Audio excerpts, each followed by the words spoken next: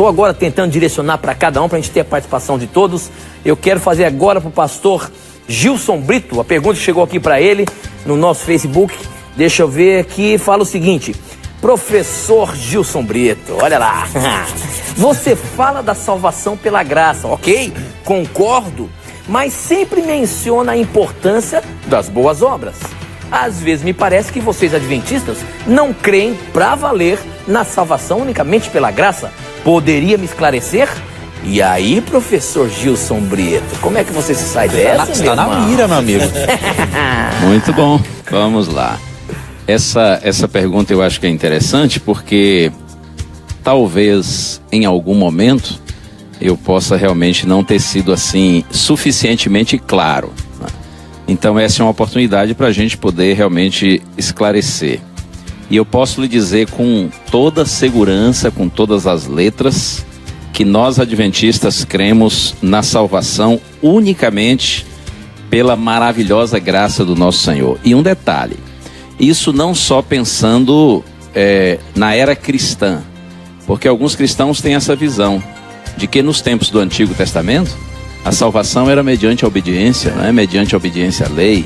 E agora na Nova Aliança, no Novo Testamento, a salvação é realmente pela graça. Nós adventistas não pensamos assim. Com base no estudo da Bíblia, nós entendemos que a salvação sempre foi pela graça do Senhor. E aliás, se não for a graça do Senhor, nós estamos todos irremediavelmente perdidos. Olha só esse texto, Gálatas capítulo 2, verso 16. Paulo diz assim: sabendo contudo que o homem não é justificado por obras da lei, e sim mediante a fé em Cristo Jesus. Também temos crido em Cristo Jesus para que fôssemos justificados pela fé em Cristo, e não por obras da lei, pois por obras da lei ninguém será justificado, ninguém será perdoado, ninguém será declarado justo, ninguém será salvo. Mas um outro texto que eu gosto muito, permita-me compartilhá-lo rapidinho, está aqui pertinho, Efésios 2, versos 8 e 9. Está escrito assim: porque pela graça sois salvos mediante a fé. Isto não vem de vós, é dom de Deus, não de obras, para que ninguém se glorie. O texto é muito claro. Somos salvos pela graça mediante a fé. A causa, a fonte da nossa salvação é a graça do Senhor Jesus Cristo. É o favor imerecido, é a misericórdia de Deus para conosco, né? E nós nos apropriamos dessa graça que nos salva mediante a fé. A fé é o meio, a fé é o método pelo qual nós nos apropriamos da graça do Senhor. E Paulo deixa muito claro, olha, isso não vem de obras, para que ninguém se glorie, para que ninguém fique se achando, pensando que conquistou a salvação por causa das suas boas obras. Mas eu quero ressaltar agora o verso 10. Olha só o que está escrito: pois somos feitura dele, criados em Cristo Jesus para boas obras, as quais Deus de antemão preparou para que nós andássemos nelas. As boas obras não nos salvam de forma alguma, elas não contribuem em nada para a nossa salvação. No entanto, as boas obras, elas fazem parte da experiência dos salvos. Nós vemos as boas obras como o efeito, a consequência da salvação. Por isso que a gente gosta de dizer que as boas obras não são para a salvação, e sim para os salvos. Um ponto que eu acho importante também a gente ressaltar rapidinho é de que, veja, nós precisamos evitar os extremos. E talvez seja essa a minha preocupação quando eu falo sobre a salvação pela graça. Existem cristãos que buscam realmente a salvação mediante as obras, imaginam que existam obras meritórias. Inclusive no tempo em que Jesus viveu aqui na terra, isso era comum, né? Sim. A ideia do judaísmo era de que o homem poderia obter seus méritos através das boas obras. Mas hoje, muitos cristãos estão no outro extremo, que é a ideia de que eu estou salvo pela graça e isso independe da minha conduta, do meu procedimento, das minhas obras. Claro que, para a salvação, nossas boas obras não contribuem em nada. No entanto, como revelação, como confirmação de que estamos salvos em Cristo, nós somos levados à prática de boas obras. Eu diria assim, que a salvação, ela produz santidade. Eu gosto de dizer também assim, que o povo que Deus salva, ele transforma. Os que são justificados pela fé, por essa mesma fé, são santificados. A verdadeira justificação pela fé produz santificação, produz santidade. Então, esse é o ponto. Em síntese, a salvação unicamente pela graça, mas essa bendita graça que salva também transforma, também santifica. Pastor Gilson, e Tito também, né? Se permita me corroborar com a resposta do pastor Gilson. No texto de Mateus 25, no verso 37, Jesus está falando sobre o grande julgamento. E a gente percebe que quando ele volta, ele vai dizer assim para os salvos: eu tive fome, vocês me deram de comer, tive sede, me deram de beber, estava nu, me vestiram, preso, fosse ver-me. Aí o verso 37 diz assim: então perguntarão os justos: Senhor, quando foi que te vimos com fome e te demos de comer, com sede te demos de beber? Verso 38: e quando te vimos forasteiro, te hospedamos, ou nu e te vestimos? Ou seja, eles praticaram boas obras, mas era quase que inconsciente na vida deles. Então eles estavam praticando as boas obras como um fruto de uma salvação que se operou, e não praticando boas obras para operar a salvação. Então as boas obras têm o seu lugar, como o pastor Gilson colocou, mas a gente não pode colocar a carroça na frente dos bois, né? E querer ensinar então salvação pelas obras. E esse texto ajuda a gente a entender isso, né? Excelente, isso mesmo. Muito bom, muito bom. Bom, agora vamos fazer o seguinte, eu quero colocar uma pergunta para todos vocês aí. Nós vamos fazer o seguinte, essa aqui chegou pelo nosso, tem muita gente mandando por SMS, obrigado pela sua participação. Essa aqui eu consegui separar aqui no Facebook pra gente colocar para todos eles. Então deixa eu ver aqui, quem mandou foi a Zilá Barcelos e a pergunta dela é a seguinte: sou adventista, pois espero a volta de Cristo. Mas há algo nos estudos da Igreja Adventista do Sétimo Dia que, estudando a palavra e não os estudos da denominação, não encontro respaldo bíblico para se afirmar que Miguel é Jesus. Miguel é o líder dos anjos, um arcanjo, ou seja, foi criado. No entanto, Jesus é Deus. Mesmo em Apocalipse, não há respaldo bíblico para tal afirmação. Por que a Igreja Adventista do Sétimo Dia insiste nesta afirmação? Porque eu não creio assim. Posso ser excluída da Igreja Adventista por não crer nisso? Amigos, professor, de repente você pode começar pra gente aí? Claro. Vamos abrir essa questão entre vocês. Temos aí 9 minutos pra gente falar. 6 minutos. Opa, não é muito não, hein? 6 minutos pra gente falar isso aí, viu? Vamos lá. Vamos lá. Em primeiro lugar, antes de nós assim abordarmos aqui com os amigos, nós temos que deixar bem claro para o nosso telespectador que a nossa crença de que Jesus é identificado com Miguel, ela não tem nada a ver, por exemplo, com a crença das testemunhas de Jeová, né? Eu já vi alguns sites apologéticos, né, fazendo uma comparação, um paralelo entre os adventistas e as testemunhas de Jeová. Então, não tem nada a ver pelo seguinte: as testemunhas de Jeová creem, nós agradecemos nossos irmãos que nos acompanham o programa, que Cristo é Miguel para argumentar que ele foi criado. Nós, ao contrário, nós cremos que ele é Miguel, né, na sua função de comandante dos anjos, mas cremos na sua plena divindade. Um autor evangélico que crê como nós, e você pode ler, por exemplo, no comentário, Matthew Henry, né?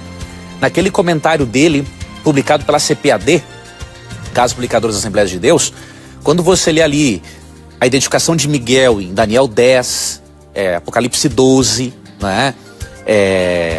E outros trechos bíblicos onde Miguel aparece, você percebe que Matthew Henry identifica Miguel como Cristo. E por quê? O nome no hebraico é um desafio à pretensão de Satanás de querer ser como Deus. Lá em Isaías 14, 12 a 14, Satanás, ele queria ser como Deus. E aí, Jesus assume esse título para mostrar o seguinte: não, quem é como Deus sou eu, porque eu sou Deus. Então nós temos essa crença, mas assim, ela não interfere na nossa crença na absoluta divindade de Cristo. Eu vou dar só um argumento aqui, depois os nossos amigos podem e vão colaborar. Nós vemos que se Jesus não for identificado com esse personagem, né, seria o seu nome de guerra, diríamos assim, nós percebemos que um paralelismo que existe no livro de Daniel, ele é quebrado. Por exemplo, tem 4 grandes blocos proféticos ali, né? No capítulo 2, capítulo 7, capítulos 8 e 9, 10 a 12. No capítulo 2, o personagem central é Cristo, identificado com a pedra que destrói a estátua de Nabucodonosor, né? No capítulo 8, o personagem central é o príncipe do exército do Senhor, que é Cristo. No capítulo 9, ele já aparece ali como o ungido, o Messias. E no capítulo 10 a 12 aparece Miguel. Então veja, o centro do capítulo 2, Jesus. Do capítulo 8, Jesus.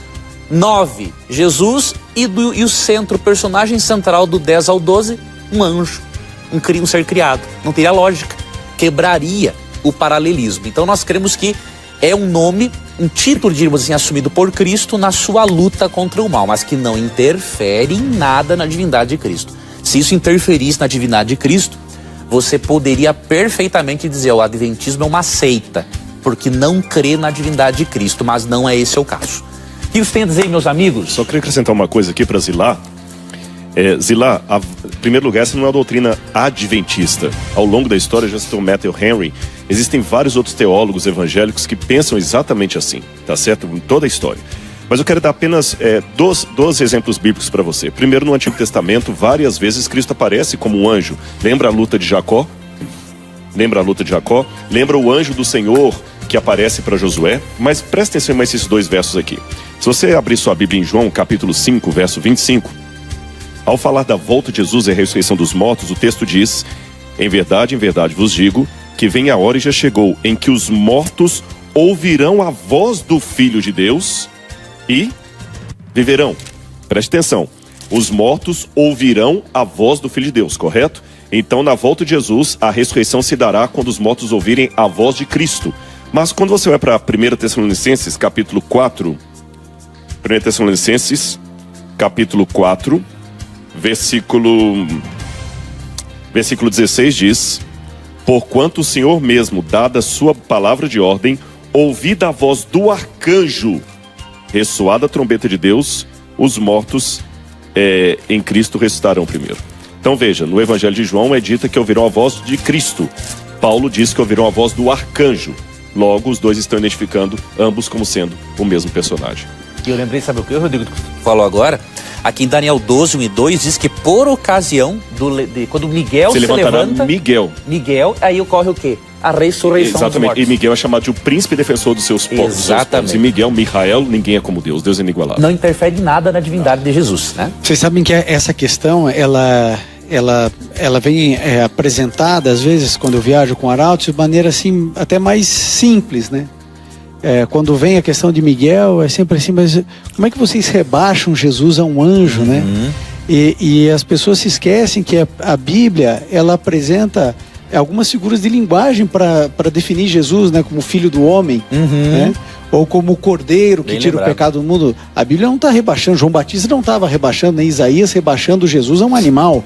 Então, o fato de a Bíblia trazê-lo também como um arcanjo, como o arcanjo Miguel, não está diminuindo a divindade de Cristo. Ele não é um ser criado, né? Mas é como foi apresentado de maneira tão clara, né? E tão simples. De maneira alguma, isso precisa ficar muito claro na mente dos nossos ouvintes. Nós não cremos que Jesus Cristo é um anjo. Nós cremos que ele é Deus, 100% Deus. Mas que ele também, a Bíblia também usa essa figura de linguagem para representar uma função dele. Isso, né? Apocalipse 12, falando, né, que Miguel batalhou com os seus anjos, né, e expulsou o dragão, a antiga serpente. Então, não há interesse nenhum em rebaixarmos o nome de Cristo, pelo contrário, nós cremos na divindade plena de Cristo por toda a eternidade, né? E a Bíblia jamais faria uma coisa assim, né? Diminuindo o nosso Senhor Jesus. Ok, maravilha. Muito começo agora com o professor Leandro Quadros, ele que já está aí calejado em responder as suas perguntas. Vamos colocar aqui essa pergunta da Valessa. Valessa Westphal. Vamos ver se eu acertei o nome dela. A pergunta dela é a seguinte: em Mateus 12:40, Jesus fala: pois assim como Jonas esteve 3 dias e 3 noites no ventre de um grande peixe, assim o Filho do Homem ficará 3 dias e 3 noites no coração da terra. Então vamos lá. Jesus morreu na tarde de sexta-feira. Então passou a noite de sexta, passou a segunda noite de sábado, passou o dia de sábado. Como entender então esse verso? Afinal de contas, ele não ficou 3 dias, professor? Como é que você sai dessa? É exatamente isso, é que eles utilizavam o sistema de contagem inclusiva do tempo. O que seria isso? Quando um evento importante pegava uma parte de um dia, já era considerado o dia todo.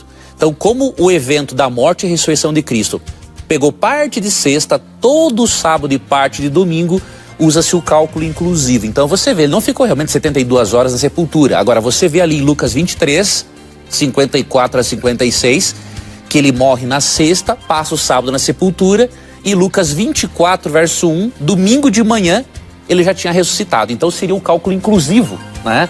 De tempo, eles contavam o tempo de uma maneira diferente da nossa, né? Mas às vezes, até no nosso dia, né? Quando a gente tem muitos irmãos evangélicos assistindo, às vezes fazem final de semana com Deus. E dizem sexta, sábado e domingo. Mas é só na sexta-noite, às vezes no sábado de manhã e às vezes no domingo à noite, né?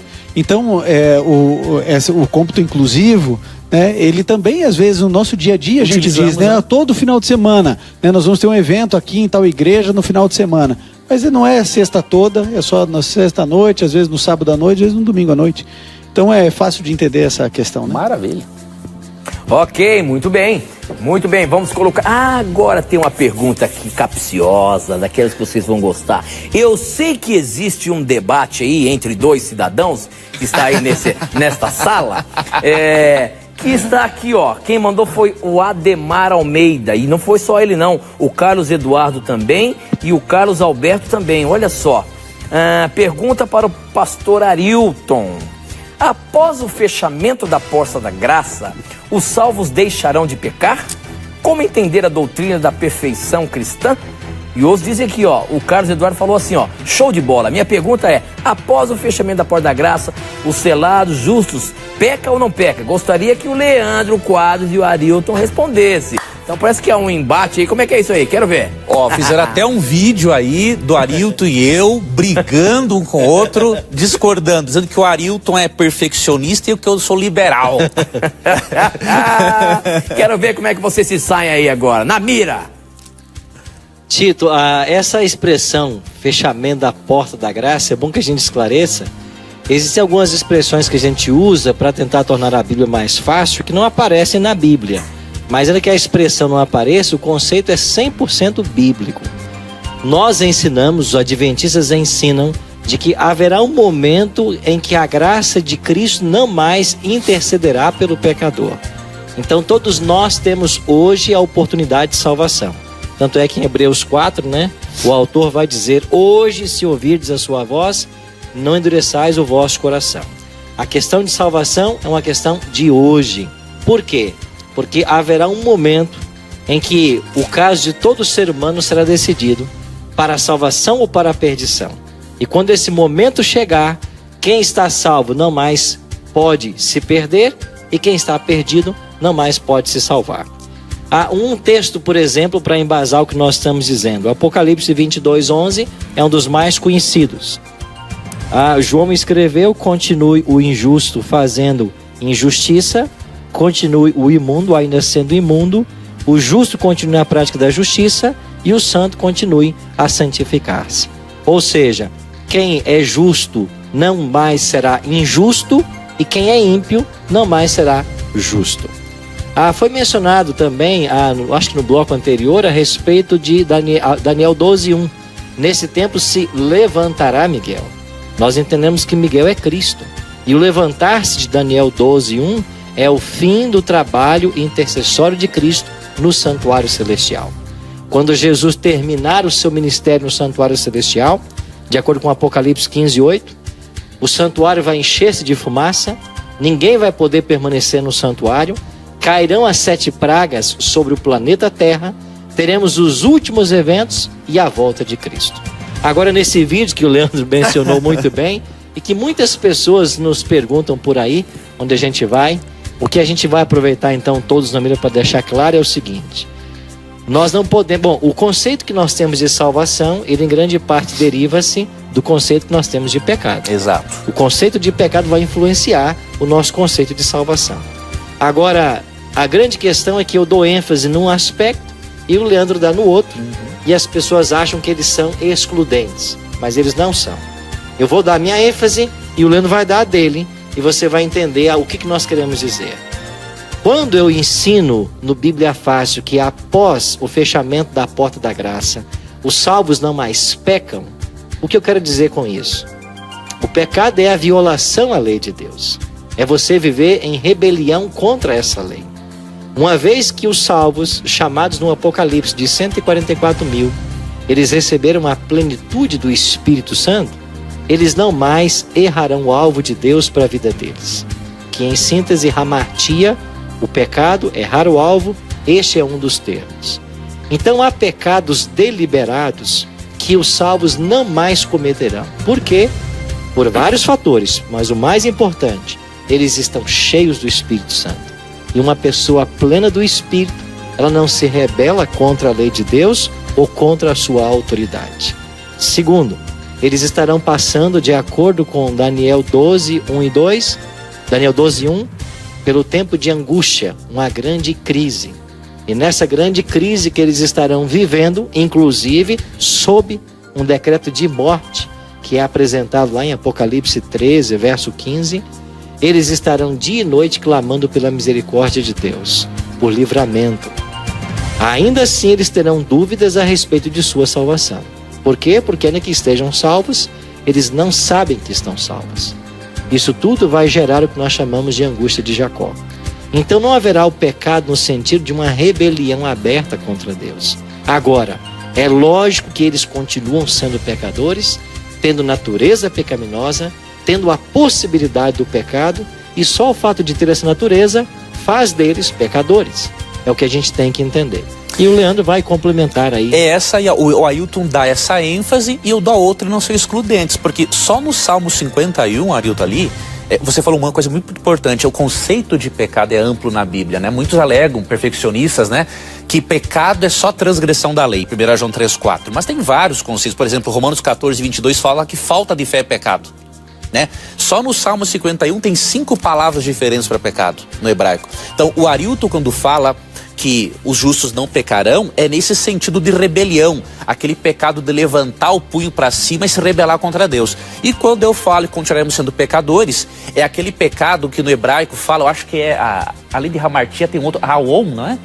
Que é distorção moral, né, Rodrigo? Então é só na glorificação que nós deixaremos de ter essa distorção moral e que seremos plenamente livres do pecado. Eu gosto de pensar assim, que hoje Cristo nos liberta do poder do pecado, mas da presença é na glorificação.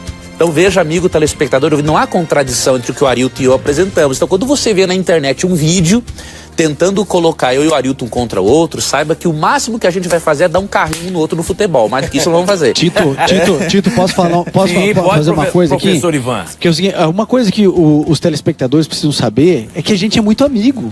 Né? Que a gente é amigo de brincar, de ligar, das nossas famílias convivem juntas. Então, às vezes o pessoal quer colocar a gente, né, um contra o outro, e isso não vai acontecer nunca, porque a gente é muito unido. Só que eu não entendi quer dizer, não é que eu não entendi.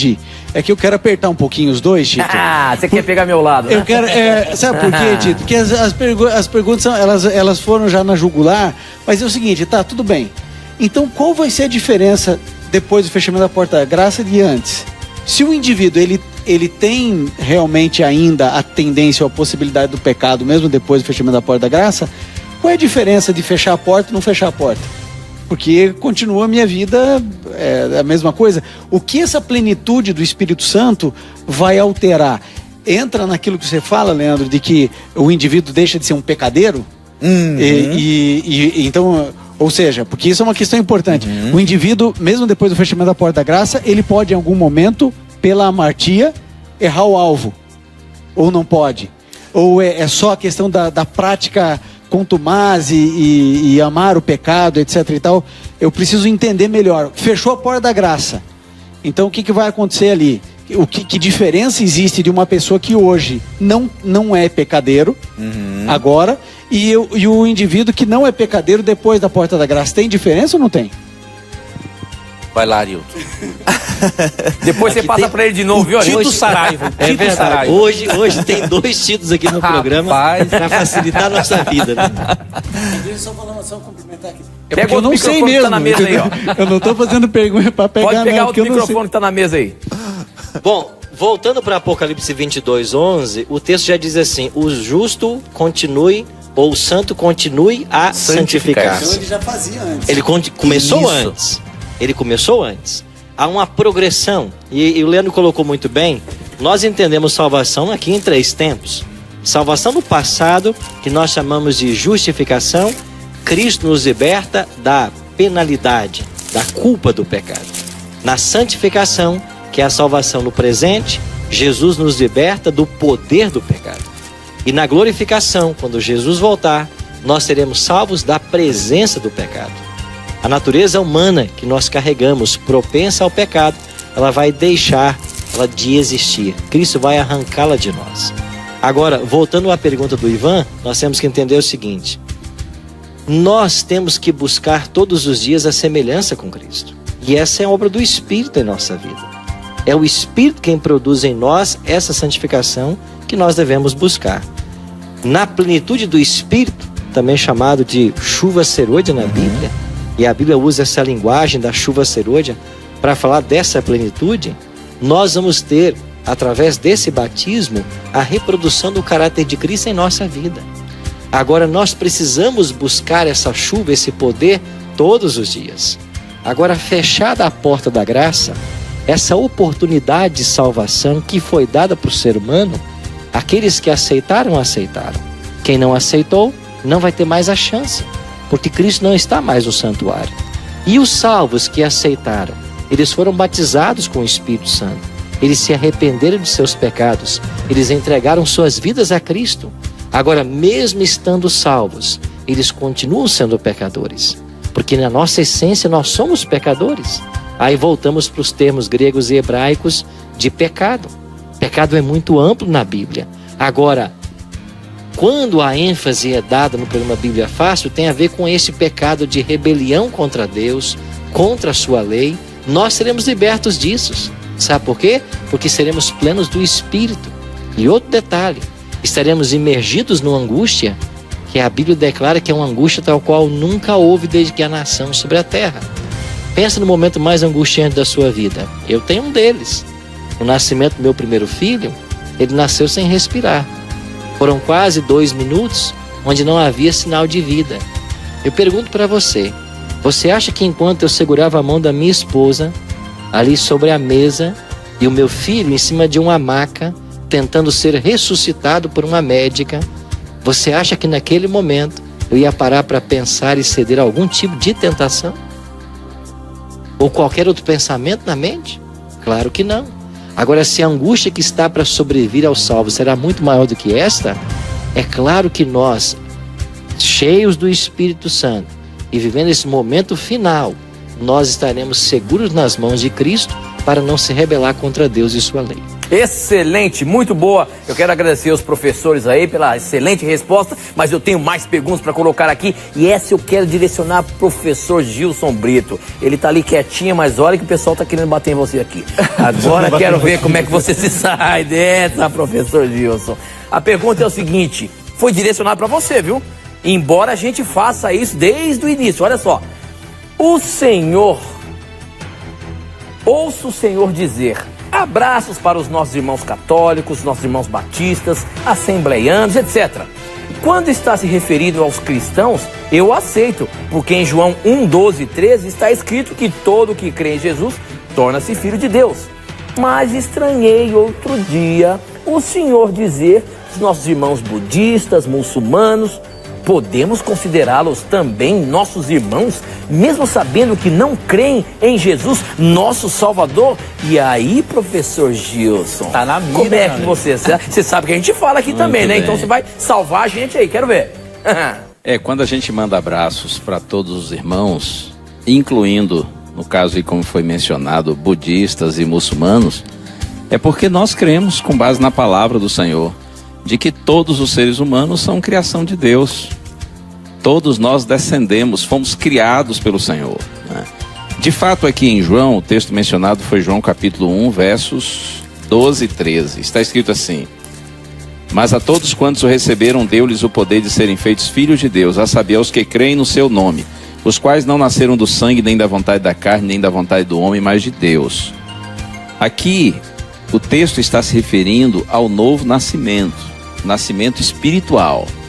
Então veja, todos nós seres humanos somos filhos de Deus pela criação, Mas é verdade que nem todos são filhos pela redenção, porque nem todos experimentaram o milagre do novo nascimento. Nem todos receberam Jesus como Salvador pessoal. Eu me lembrei aqui de um outro texto, que é Atos 17, quando Paulo está fazendo o seu sermão lá em Atenas, na Grécia. Atos 17, deixe-me ver aqui o verso. Ele fala de que somos todos provenientes de um só. Atos 17, verso 26, diz assim: nem é servido por mãos humanas como se alguma coisa precisasse, pois ele mesmo é quem dá vida, respiração e tudo mais. E de um só fez toda a raça humana para habitar toda a face da terra. Então veja, nós cristãos somos criacionistas. Nós não cremos que ninguém é fruto de uma evolução, de uma geração espontânea. Todos os seres humanos foram criados por Deus. Primeiro Deus criou Adão, e a partir de Adão, Eva, e desse casal todos os outros seres humanos.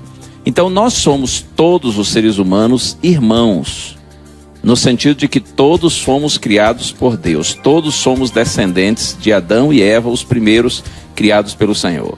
Agora, é verdade que no sentido assim espiritual, né, teológico, eu diria, existem aqueles que aceitam Cristo como Salvador pessoal, por isso são filhos de Deus também pela redenção, e aqueles que rejeitam e nesse sentido não são filhos de Deus.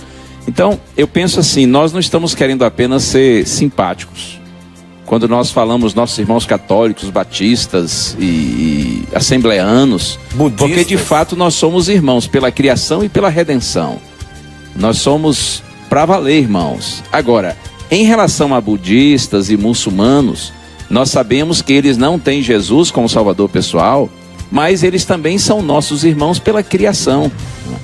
E eu faço questão de dizer isso, mencionar e insistir, até porque eu sei também que existe muito preconceito, muitas vezes entre nós cristãos, né? Sim. Também, para com os outros que não são cristãos.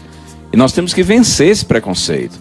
Até porque quando nós nos separamos, e por nos sentirmos talvez superiores no sentido assim espiritual, etc., como nós vamos alcançá-los?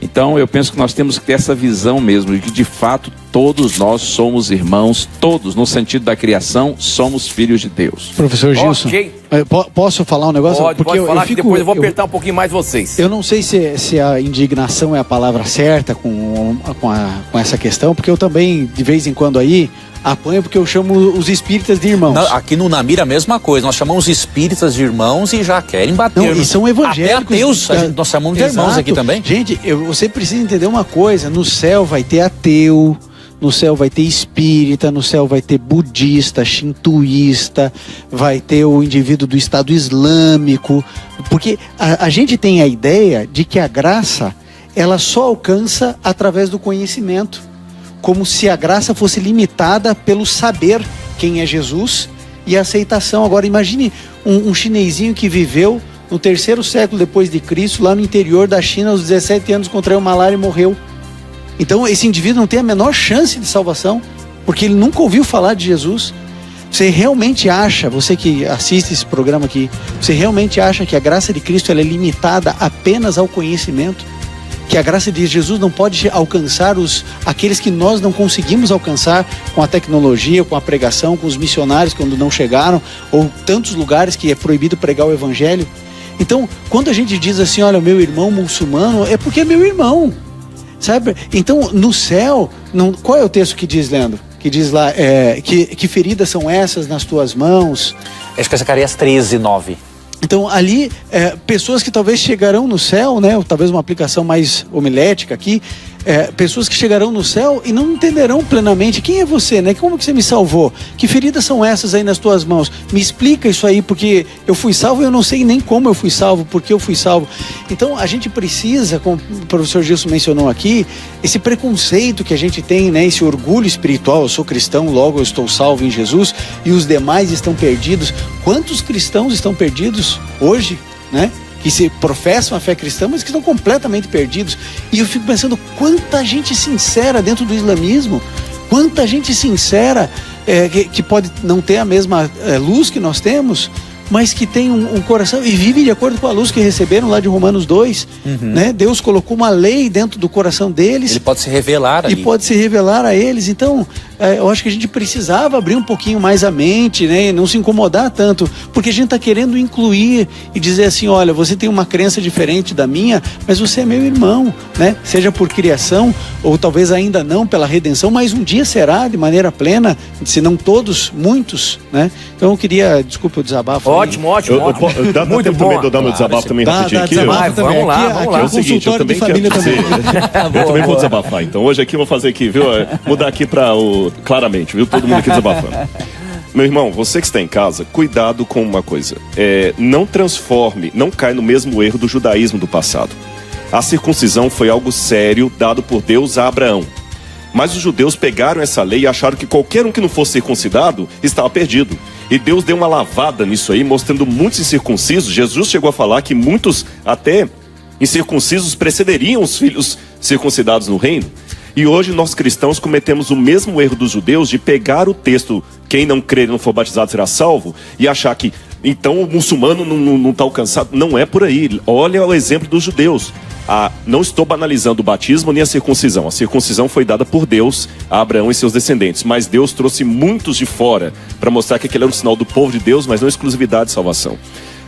Jesus falou em João capítulo 10, verso 16: eu tenho ainda outras ovelhas que não são desse aprisco. A mim convém conduzi-las. Foi Jesus que falou. No Apocalipse também é dito sobre Babilônia, e você deve saber, eu estou aqui um especialista em Apocalipse, o que é Babilônia? A confusão religiosa do mundo, seja cristã ou não cristã.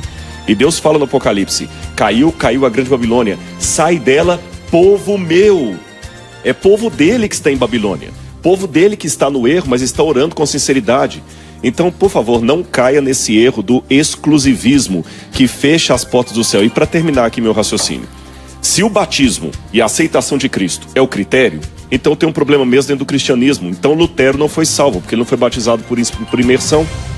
Como é que eu faço então com Lutero? E o que eu faço com aqueles que não são batizados? Porque eu acredito que o batismo é por imersão. O que eu faço com os presbiterianos? Aí o presbiteriano fala, não, mas o batismo correto não é o por imersão. Então o que nós adventistas estamos fora? Batistas os também. Batistas também. Então quer dizer, se o critério é o batismo, então tem um bocado aí que um bocado vai ficar fora. Então cuidado, viu? Esse exclusivismo, Deus já condenou Israel por isso no passado e trouxe muitos de fora. Olha aí o caso da moabita Ruth, mostrando que era filha de Deus. Olha o caso de Raabe e tantos outros. Cornélio, tá certo? Eu queria colocar uma pergunta que chegou aqui pro pastor Rodrigo, professor Rodrigo Silva. Quem mandou foi o Leonardo aqui pelo Facebook, além das 910 já perguntas que chegaram aqui no nosso SMS. Ele pergunta o seguinte, professor: como posso refutar um ateu sobre a existência de Deus através da ciência? Como, por exemplo, a complexidade do ser humano, né? Como que eu posso fazer isso, professor Rodrigo Silva? Quantas horas você tem, Rodrigo? Muito bem, quantas horas eu tenho, né? Vamos tentar colocar São Paulo dentro de Jacareí. 3 minutos. Mas antes, eu queria gastar, se você me permite, Tito, talvez o telespectador deve ter ouvido na hora que o Tito estava fazendo propaganda da revista, alguém disse assim, Tito, eu fiquei coçando para falar uma coisa aqui. Pode falar, professor. Eu quero aproveitar aqui, ao vivo é assim, viu? Nós falamos tudo aqui, nós colocamos nossa posição aqui, e eu fiquei com o ouvido coçando de alguns assim, isso é ecumenismo, a Novo Tempo está ensinando ecumenismo, etc. Deixa-me dizer uma coisa, um princípio bem claro para você, e vou até dizer para os irmãos não adventistas. Esse princípio que eu vou dizer também está nos escritos de Ellen White, tá bom? Está nos escritos de Ellen White. É o seguinte, o presbiteriano, o batista, eu estou falando com minhas palavras, é claro, o metodista, ele tem que ter a convicção que a igreja dele é a igreja de Deus. Senão por que ele é metodista e não presbiteriano? Eu acho que o católico tem que ter a convicção que o catolicismo é a igreja de Deus, não porque você é católico e não testemunho de Jeová, compreende? Agora, a sua convicção não pode deixar de lado que Deus tem filhos sinceros nas igrejas das quais você discorda e nas religiões das quais você discorda. A partir disso, eu posso dizer como adventista que eu creio que a igreja adventista é a igreja de Deus.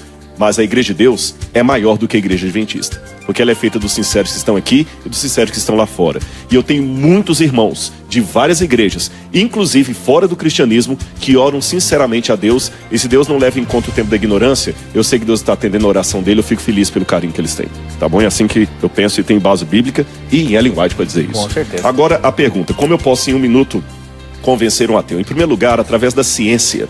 você não vai poder convencer um ateu que Deus existe. E isso está a favor de Deus. Por quê? Nós devemos entender que existem dois tipos de realidade. Aquelas que são autoevidenciáveis e não são necessariamente testáveis pelo método científico, e aquelas que são testáveis pelo método científico. É a diferença entre teorema e axioma. O teorema é algo que você pode provar pela linguagem da matemática ou pelo método científico. Você prova o teorema de Pitágoras, por exemplo. O axioma você enuncia, porque ele é autoevidenciável, mas você não prova. Por exemplo, as retas paralelas de Euclides são infinitas, jamais se cruzam, é algo evidenciável, é algo autoevidenciável, mas não é provável. Para você provar que duas retas são paralelas e infinitas, você teria que ter uma régua do tamanho do infinito. E qual cientista que tem uma régua do tamanho do infinito? Quem pode alcançar o infinito de canto ao canto para dizer que realmente o postulado de Euclides está correto, que as retas paralelas são infinitas? Nunca se cruzam. Nunca se cruzam. Alguns dizem que se cruzam, vou deixar isso aí para os físicos resolverem. Isto é um axioma, não é um teorema. Porque teoremas podem ser provados. E qual a diferença filosófica entre ambos? O axioma pode ser provado porque ele cabe dentro do meu escopo mental. Ele cabe dentro do meu poder de verificabilidade. Mas o axioma está acima do meu calibre mental, está acima do meu calibre de verificabilidade, é muito maior do que eu. Por isso ele é lógico, ele é autoevidente, mas não é cientificamente comprovado. Se Deus pudesse ser comprovado pela ciência, ele seria um teorema. Se Deus fosse um teorema, ele seria muito pequeno para ser Deus. Como ele é maior do que o próprio universo, ele não pode ser evidenciável através de teoremas ou de ciência, mas através de axioma. Faz sentido dizer que Deus existe. Por isso que eu posso dizer que o fato de não poder provar cientificamente a existência de Deus é, do ponto de vista filosófico, a maior evidência da existência de Deus. Muito bom a pergunta. Agora tem uma pergunta capciosa do professor Leandro aí. Vamos ver aí, professor. Essa é para você, o Hélio Lima, aqui no Facebook. Nossa, tá chegando tanto SMS que eu não tô conseguindo nem parar para dar uma olhada aqui. A questão é a seguinte: sobre o santuário, no livro de Êxodo, no capítulo 26, dos versos de 1 a 30, fala sobre as cortinas e também a cobertura do santuário, que era feita de peles. Agora, no verso 14 diz que era feita de pele fina, e em outras traduções diz que era feita de pele de texugo. Esse animal era um animal imundo, segundo o livro de Levíticos e também Deuteronômio. Como um animal imundo pode fazer parte de um lugar tão santo? E aí, professor, como é que você sai dessa? Veja, primeiramente nós temos que analisar uma coisa. O ritual do santuário, né? Ele tem o propósito de nos ensinar a respeito das realidades do santuário celestial onde Cristo ministra ao nosso favor. E segundo ponto, tem duas maneiras de você estudar sobre o santuário. Você estuda do específico para o geral, do geral para o específico. E o melhor é estudar do geral para o específico. Por exemplo, eu não tenho como saber o significado da púrpura, de uma cortina, o significado de um detalhezinho, porque não é esse o propósito. Agora, lembremos que os animais considerados imundos são imundos por quê? Para a alimentação. Não quer dizer que Deus odeie esses animais, que esses animais não prestam. Foi Deus que criou os animais, o porquinho. Né? O porquinho foi Deus que criou. Né? Então, na linguagem bíblica, essa divisão entre animal puro e impuro ali em Gênesis 7, verso 2, o detalhe, foi feito antes de Levítico 11. Então, alguns irmãos dizem, não, a orientação de carnes imundas foi dada para Israel. Não foi. Já foi dada para Noé. Então, isso é no aspecto de alimentação. Não quer dizer, né, que Deus não possa se utilizar de um animal imundo, porque Deus é o criador do animal imundo. Então, se fazia parte daquela questão do santuário, ele não estava envolvido no processo de expiação do pecado. É diferente. Também não podemos achar que porque Deus... porque os animais são imundos para alimentação, eles são imundos que eu não posso nem chegar perto do animalzinho. Né? Jesus entrou em Jerusalém em cima de um jumentinho. Exato. E ele é um animal imundo para alimentação, né? Lá na Arca de Noé, os corvos que foram soltos, né? Eles não serviriam para nossa alimentação. No entanto, foram usados por Deus, né? Até para alimentar Elias. Levou alimento para Elias. Exatamente. Então, essa compreensão do imundo e não imundo é uma questão puramente dietética, né? Exatamente. Alimentar. E de maneira alguma poderia representar alguma coisa imunda dentro do santuário. E só mais um detalhe para complementar, não em contradição com o que vocês disseram, mas em complemento, nós não temos certeza se era pele de texugo. A palavra hebraica é tahash. Tahash é uma palavra de difícil tradução. Tahash pode ser pele de foca, pode ser uma pele fina, pode ser uma pele de golfinho, Nós não sabemos, pelo ponto de vista hebraico, qual que era aquela pele misteriosa. É provavelmente de algum animal marinho, mas a gente não pode dizer qual é, viu? Então quer dizer você que eu sei, a Bíblia traduz, algumas Bíblias traduzem por texugo. Eu tentei procurar aqui se a minha Bíblia traz uma tradução diferente, mas em hebraico é tahash. E eu não sei qual a tradução dessa palavra e ninguém sabe, nem o rabino que está morando lá em Jerusalém. É possivelmente alguma pele fina, cara de algum animal marinho que foi trazida talvez do Egito pelo povo hebreu.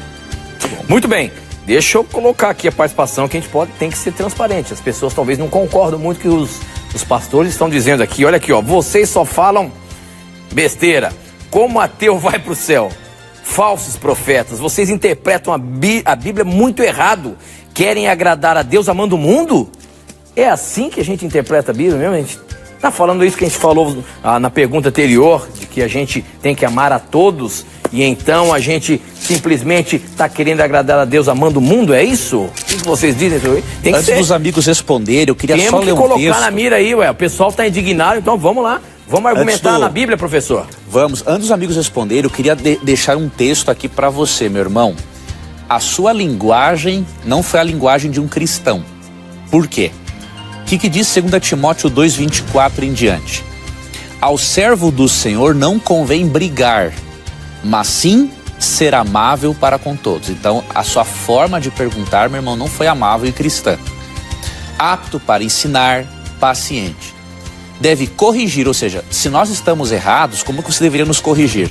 Deve corrigir com mansidão os que se lhe opõem, na esperança de que Deus lhes conceda o arrependimento, levando-os ao conhecimento da verdade. Então, meu irmão, primeiro ponto, a sua linguagem precisa ser uma linguagem cristã e mais sadia.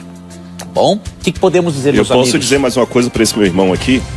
Já que você está preocupado com os ateus, eu pergunto, e as prostitutas e os adúlteros entrarão no céu? Foi justamente por pensamentos farisaicos como o seu que Jesus um dia falou em Mateus capítulo 21, verso 31, o seguinte: em verdade vos digo que publicanos e meretrizes vos precedem no reino de Deus. Eu tenho certeza, meu irmão, que os fariseus do tempo de Cristo queriam apedrejar Jesus quando ele falou isso. Imagina ele falar que prostitutas, meretrizes precederiam os fariseus no reino de Deus. Eles estavam pecando. Ele não falou assim, prostitutas e meretrizes convertidos. Eram gente que estavam lá, mas estavam na mesma prostituição. Às vezes estavam lá, mas sendo sinceros a Deus. Sabe por quê? É muito fácil eu ver uma garota de programa e falar, lá está uma prostituta pecando contra o 7º mandamento.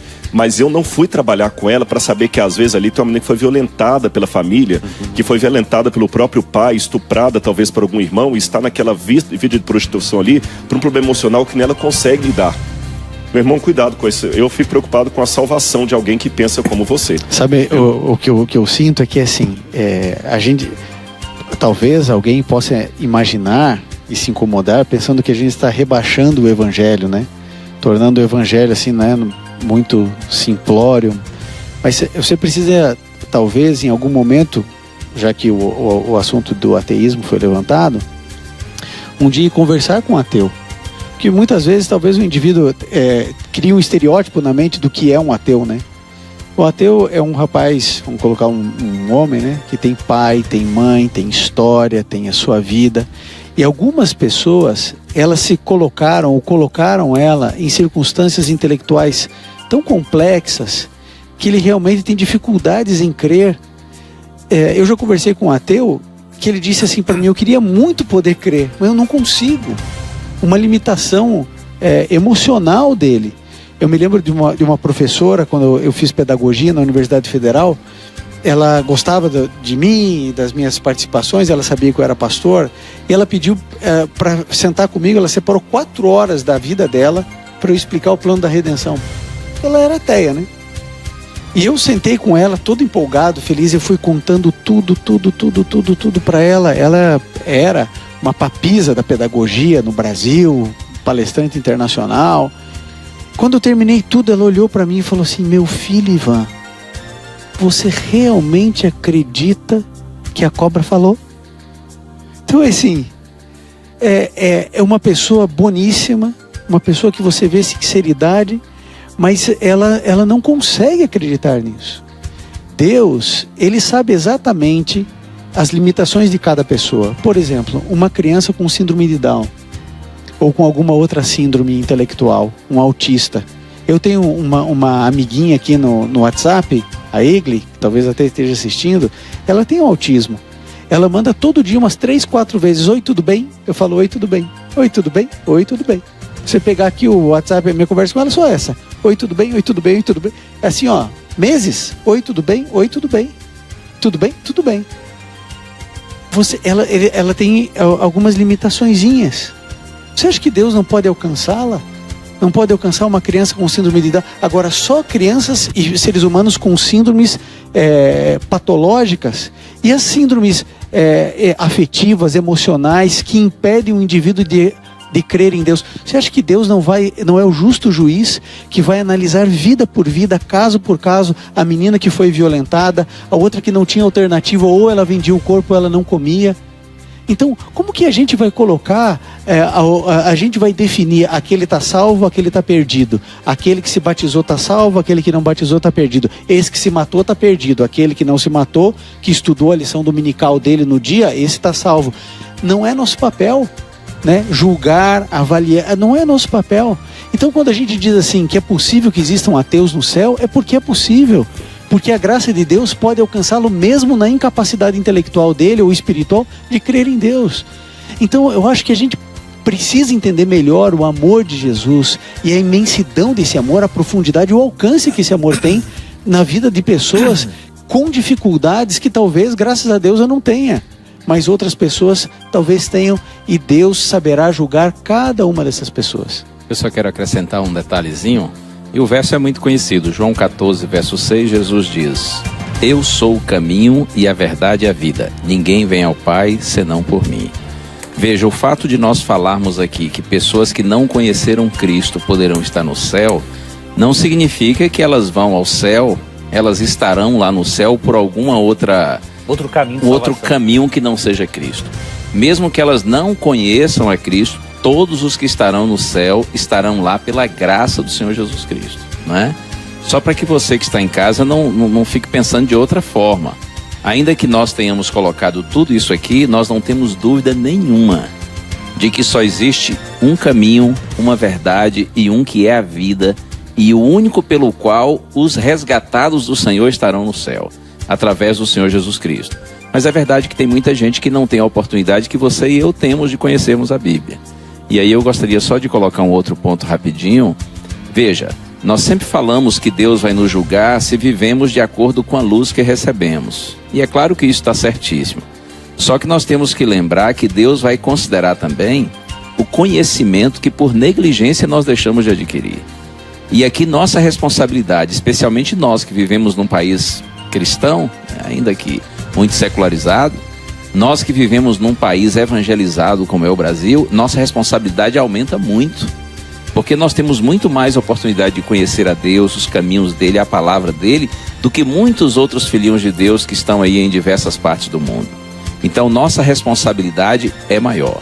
Mas o fato é que, pela graça do Senhor, todos os que estiverem no céu estarão por causa de Cristo, mesmo que não o tenham conhecido como nós temos o privilégio de conhecê-lo. Muito bom. Eu queria colocar agora uma pergunta para o professor Arilton Oliveira. Se segura aí, meu irmão. Essa é sua. Você está na mira. A pergunta é a seguinte: tenho tido dificuldades para crer nos escritos da senhora Ellen White. Quais são os textos bíblicos que podem me ajudar a acreditar nos escritos dela?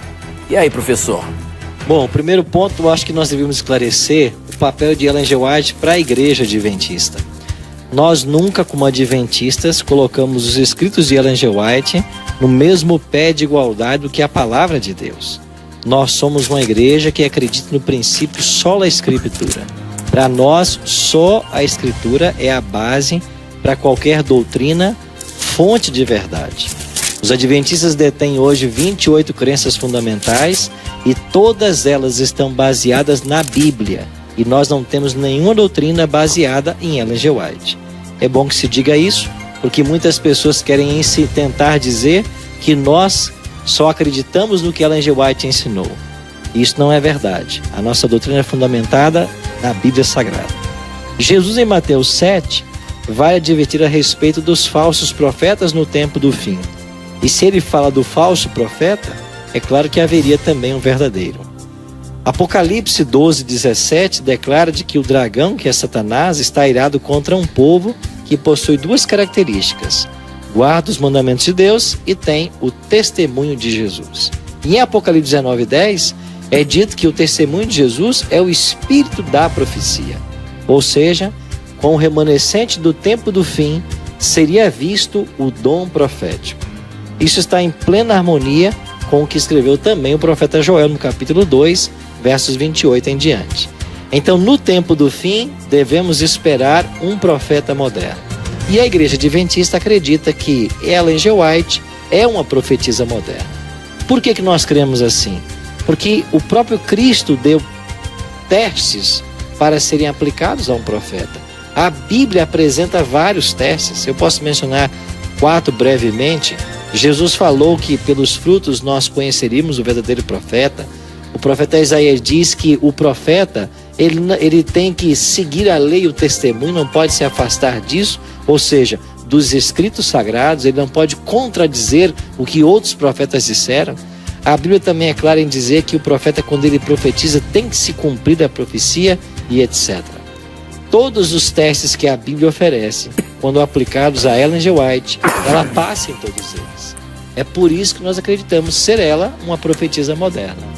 Então nós temos que entender que o que ela escreveu são conselhos que sempre nos buscam levar de volta para a Bíblia Sagrada. Essa é a posição que a Igreja Adventista tem.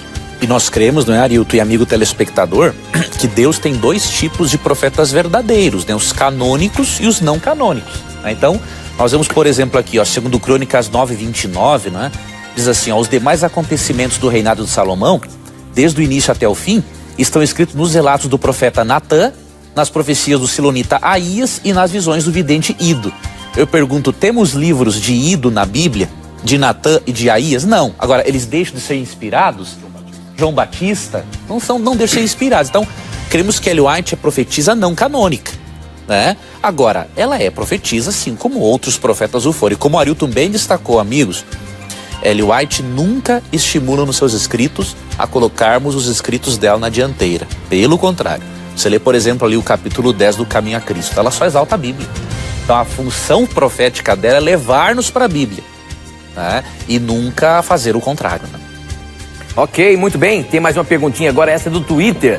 E aí, o pastor Rodrigo Silva, foi direcionada para ele. Ele diz o seguinte: professor Rodrigo Silva, os arqueólogos acharão a Arca da Aliança antes da volta de Cristo? Existe isso no meio da internet e muitas outras conversas. Os arqueólogos, né, não, mas o Rodrigo Silva achará. E eu estou estamos mandando ele para Jerusalém amanhã. E essa semana teremos notícias. Na verdade, que Indiana Jones já achou, né? Tá lá no... Meu amigo, olha, veja bem. Existe uma tradição muito longa dessa busca. Eu, evidentemente, como arqueólogo, gostaria que a arca fosse encontrada, do ponto de vista arqueológico. Mas eu não tenho nenhuma evidência para dizer a respeito disso. Rapidamente, um breve histórico do sumiço da arca. A partir da época que Nabucodonosor cercou Jerusalém e destruiu o templo, não há menções mais da arca. A Bíblia não fala mais dela, a Bíblia não fala o que aconteceu. Porém, uma tradição judaica diz que alguns sacerdotes, e essa tradição inclusive aponta Jeremias como sendo um deles, tomou a arca do santuário e a escondeu em alguma caverna. Ellen White, que vocês já mencionaram, no livro História da Redenção, ela também fala a mesma coisa, que a arca foi tomada por mãos piedosas e colocada no esconderijo, onde ela está até hoje de maneira imperturbada. Não há nenhum indício na Bíblia que a arca tenha sido levada para o céu, arrebatada para o paraíso, nem na tradição judaica. Existe apenas uma passagem de Apocalipse capítulo 11, verso 19, que fala: abriu-se o santuário de Deus, eu estou citando antes de ler, né? Abriu-se o santuário de Deus que se acha no céu e foi vista a arca da aliança no seu santuário. Mas eu não preciso ser apressado em acreditar que essa arca da aliança é a da terra que foi arrebatada, porque a daqui é uma cópia da verdadeira que está no céu, tá certo? Onde a arca estaria então, se ela permanece no seu esconderijo desde o 6º século a.C. até hoje de maneira não perturbada? Não sei. Uma tradição falsa diz que ela foi roubada por um descendente de Salomão, o rei Melenik, e foi levada para a Etiópia. Isso não procede, tá certo? Outros dizem que ela está arrebatada no céu, também não procede. De maneira assim muito longínqua, eu posso dizer que se a arca está escondida, ela estaria em algum lugar nas adjacências de Jerusalém, quem sabe debaixo do Templo Monte, debaixo do Domo da Rocha. Não estou afirmando que está lá, mas eu deduzindo que os sacerdotes não podem ter corrido com ela para longe, porque tem todo um cerimonial, podem ter guardado ali. Jerusalém é um queijo suíço. Há muitos túneis não explorados ali debaixo da mesquita de Al-Aqsa e do Domo da Rocha, aquela cúpula dourada que você vê nas fotografias. Então por que nós escavamos lá? Porque se algum arqueólogo israelense colocar a pá ali, nós vamos proclamar a Terceira Guerra Mundial. Ellen White fala da aparição da arca nos fins dos tempos, mas nenhum dos textos de Ellen White deixa claro que é um achado arqueológico, ou aparenta mais que ela está falando de um achado da arca no céu. O texto dela é dúbio. E eu vou dar uma sugestão para você.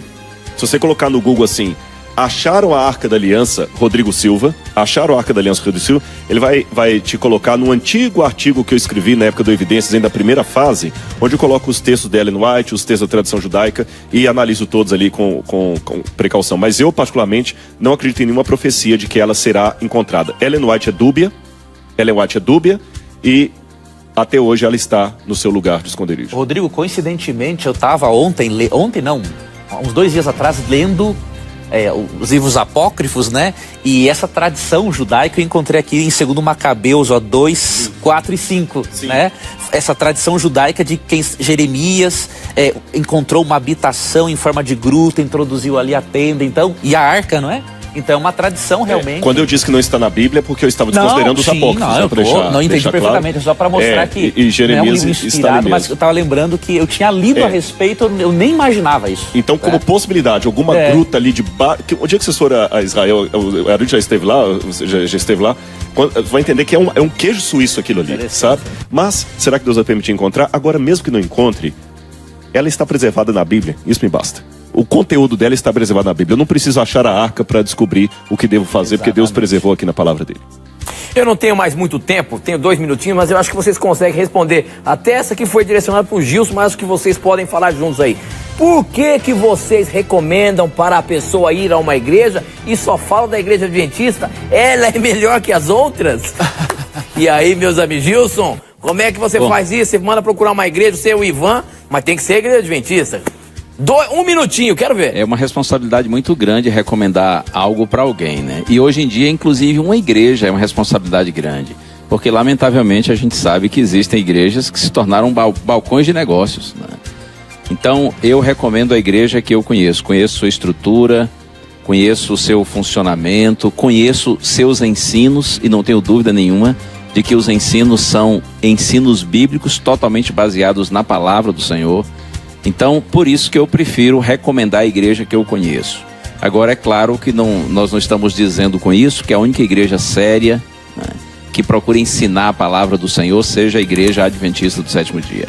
Mas eu recomendo para você muita cautela e muito cuidado nesse assunto de igreja. Provérbios 14:12, há caminho que ao homem parece direito, mas ao final dá em caminhos de morte. Lamentavelmente, isso acontece até em relação à igreja. Então, muito cuidado. Recomendo, repito, aqui conheço, estou seguro de que é uma igreja muito séria que ensina a palavra do Senhor. Muito bem. Nos anos 70, Billy Graham, sempre quando pregava nos estádios, ele colocava um folheto assim: procure uma igreja evangélica mais próxima de você. Hoje, se Billy Graham estivesse aqui pregando, ele não poderia dizer mais isso, porque tem tanta mercado com a fé aí, que até quem é da Assembleia de Deus não pode falar assim, procura uma igreja Assembleia perto, porque tem muita igreja Assembleia de Deus que não é da convenção. Nenhum assembleiano pode falar assim, procura uma igreja Assembleia de Deus mais perto de você.